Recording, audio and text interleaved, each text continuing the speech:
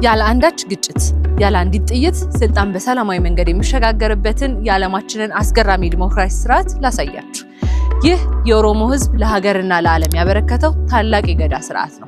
71ኛው የቱለማ ገዳ ስርዓት የአለንጌ ርክክብን አስመልክቶ በተካሄደ መድረክ ላይ የጨፌ ኦሮሚያ አፈጉባኤ ወይዘሮ ሰዓዳ አብዱራህማን አስገራሚ መልእክትን አስተላልፈዋል። ገዳ የህዝብን የስልጣን ባለቤትነት መብት በተግባር የተረጋገጠበትና ያለምንም ራስ ወዳድነት ስልጣን የሚሸጋገርበት ስርዓት ነው ብለዋል።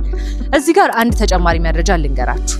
በገዳ ስርዓት አለንጌ ማለት ዝም ብሎ ጅራፍ አይደለም፣ የፍትህ የእውነትና የስልጣን ተምሳሌት ነው። በዓለም አቀፉ የዩኔስኮ ቅርስነት የተመዘገበው ይህ ስርዓት አባቶች ተንከባክበው እዚያ አድርሰውታል። አፈ ጉባኤውም እንዳሉት አዲሱ ትውልድ እሴት ጨምሮበት ሊያስቀጥለው ይገባል። እንግዲህ ታሪካዊ ጊዜው ደርሷል። አለንጌውን ለማስረከብ ዋዜማ ላይ የሚገኘው የቱለማ ገዳ 71ኛውን ታሪካዊ የስልጣን ሽግግር ከሰኔ 4 እስከ 7 ቀን 2018 ዓ.ም በተለያዩ ሁኔታዎች ይካሄዳል።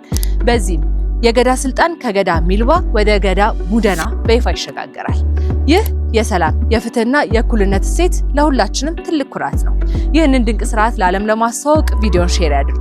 ስለ ገዳ ስርዓት የሚያውቁትን አስገራሚ እውነታ ደግሞ ኮሜንት ላይ ጻፉልን። ለተጨማሪ መረጃዎች የኢቢሲ ማህበራዊ ትስስር ገጾችን ፎሎ አድርጉ።